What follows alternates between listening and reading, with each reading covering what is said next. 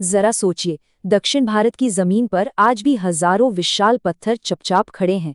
ये एक ऐसी भूली बिसरी दुनिया की गवाही दे रहे हैं जिसने अपनी विरासत कागज पर नहीं बल्कि चट्टानों पर हमेशा के लिए उकेर दी। तो सवाल उठता है कि इन्हें बनाया किसने, और इससे भी बड़ा सवाल, क्यों? आखिर इन पत्थरों के सीने में ऐसे कौन से राज दफन है? चलिए, इन्हीं सवालों के जवाब ढूंढने के लिए दक्षिण भारत की महापाषाण संस्कृति की दुनिया में चलते हैं। अच्छा, तो इस रहस्य को समझने की शुरुआत इसके नाम से ही करते हैं, मेगालिथिक। ये शब्द आया है ग्रीक भाषा से, जहां मेगा का मतलब होता है बड़ा और लिथ का मतलब है पत्थर। तो मतलब साफ है, हम बात कर रहे हैं विशाल पत्थरों से बनी कुछ कमाल की संरचनाओं की। और ये कोई कुछ सालों की कहानी नहीं है। ये एक ऐसी संस्कृति थी जो लगभग 1500 ईसा पूर्व में शुरू हुई, 1000 ईसा पूर्व तक अपने चरम पर पहुंची और 1000 साल से भी ज्यादा समय तक कायम रही, जिसके बाद धीरे धीरे इसका पतन हो गया। और मजे की बात यह है कि ये किसी एक छोटे मोटे इलाके तक सीमित नहीं थी। इसके निशान आज पूरे दक्षिण भारत में मिलते हैं, तमिलनाडु से लेकर केरल तक। ये वाकई एक बहुत बड़ी और दूर दूर तक फैली हुई सभ्यता थी। तो फिर इन लोगों के बारे में हम जानते कैसे हैं? जरिया हैं वो सुराग जो उन्होंने खुद पत्थरों में छोड़े हैं। ये कमाल की संरचनाएं ही उनकी कहानी की सबसे बड़ी गवाह हैं। देखिए, हमें डॉल्मेन्स मिलते हैं। ये विशाल पत्थर की पटियाओं से बने कमरे जैसे दिखते हैं।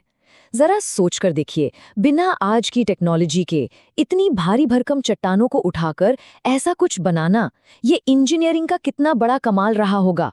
कुछ संरचनाएं तो जमीन के नीचे छिपी हुई थीं, जिन्हें सिस्ट कहते हैं। ये असल में भूमिगत कब्रें थीं जो अपने राज को सदियों तक दुनिया की नजरों से बचाए हुए थीं। और फिर हैं ये पत्थर के घेरे, जिन्हें देखकर ही एक रहस्यमयी माहौल बन जाता है। ये अक्सर किसी पवित्र जगह या किसी खास कब्रगाह को मार्क करने के लिए बनाए जाते थे। और आखिर में ये मेनहिर, अकेले खड़े विशाल पत्थर जो किसी मूक पहरेदार की तरह आज भी उस दौर की याद दिलाते हैं। हो सकता है ये किसी तरह के स्मारक रहे हों। तो इतनी अलग अलग तरह की बनावटें देखकर जाहिर है पुरातत्वविदों के मन में एक बड़ा सवाल उठता है। क्या ये हजारों ढांचे सिर्फ और सिर्फ कब्रें थीं, या फिर इनका कोई और भी मकसद था? इस सवाल का जवाब इन पत्थरों के बाहर नहीं बल्कि इनके अंदर छिपा था।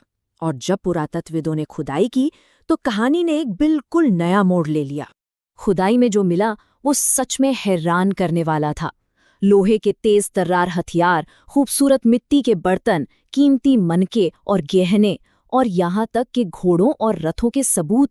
ये चीजें एक बहुत ही आधुनिक समाज की तरफ इशारा कर रही थीं। तो इन खोजों से एक बात तो बिल्कुल साफ हो गई, ये कोई पाषाण युग की पिछड़ी सभ्यता नहीं थी। ये लौह युग का एक विकसित समाज था, जहां काबिल योद्धा और माहिर कारीगर रहते थे।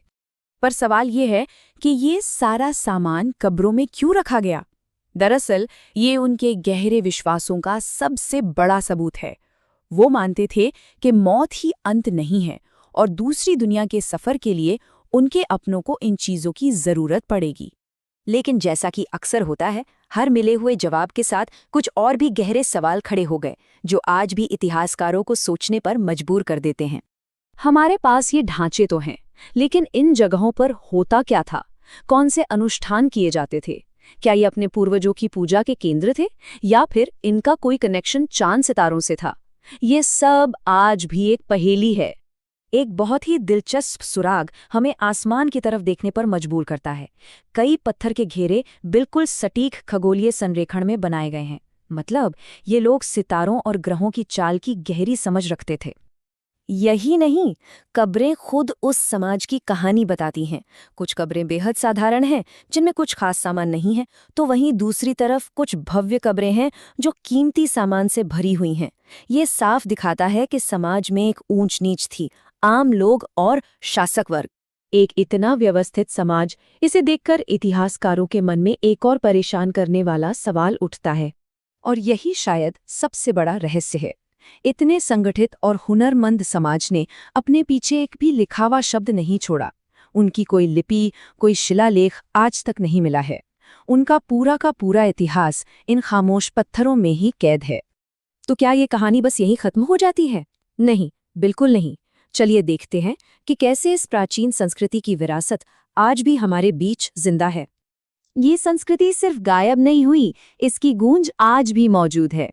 हजारों साइट्स ऐसी हैं जिनकी अब तक खोज नहीं हुई है। कुछ स्थानीय समुदाय आज भी इन प्राचीन पत्थरों की पूजा करते हैं और कुछ पुराने रीति रिवाजों की झलक हमें लोक परंपराओं में देखने को मिलती है। ये हमें एक बहुत बड़ी बात सिखाता है कि इतिहास हमेशा लिखा ही नहीं जाता, कभी-कभी ये पत्थरों में उकेरा जाता है और हमें बस उसे पढ़ना सीखना होता है। तो ये खोज अभी खत्म नहीं हुई है, ये आज भी जारी है। और कौन जाने, शायद आने वाले समय में ये खामोश पत्थर अपने कुछ और राज हमारे सामने खोलने के लिए तैयार हो जाएं।